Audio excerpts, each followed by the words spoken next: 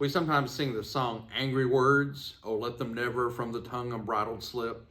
In Ecclesiastes chapter 5, Solomon doesn't so much deal with angry words, but he deals with words that we shouldn't be using. In fact, he deals with words that we speak too hastily. He deals with words that we speak too much. In Ecclesiastes 5, beginning at verse 2, he says, do not be rash with your mouth, and let not your heart utter anything hastily before the Lord. For God is in heaven, and you are on the earth. Therefore, let your words be few. For a dream comes through much activity, and a fool's voice is known by his many words.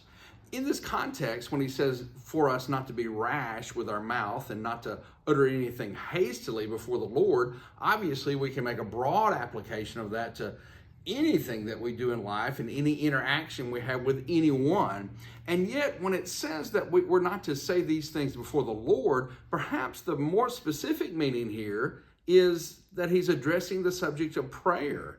And that when it comes to prayer, we should not be too hasty with our words, and neither should we be too many with our words. It sort of reminds us a little bit of what Jesus says in Matthew chapter 6, when he says that there are certain people that when they prayed who were hypocrites because they wanted to be heard for their many, many words. In fact, they just kept, as one paraphrase says, babbling on. And as we look at this text, that seems to be the idea that's being expressed here, that when we pray, we shouldn't just babble on and on and on. He uses the analogy in verse 3 in which he tells us that the comparison is between a man who works and dreams and a man who speaks a whole lot and is known as a fool. In other words, just like the man who dreams a lot is a man who has been very busy and working, the man who talks a lot is the man who usually is identified as a fool.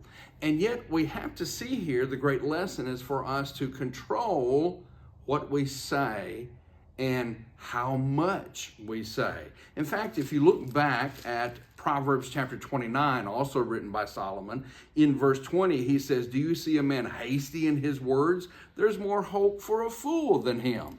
And in Proverbs 17, verse 28, he says, even the fool is counted wise when he keeps his mouth shut. And so when we pray, as Charles Spurgeon has been attributed to saying, it's not so much about the length of our words, it's about the strength of our words. And so indeed, hasty words, too many words, let them not from the tongue unbridled slip.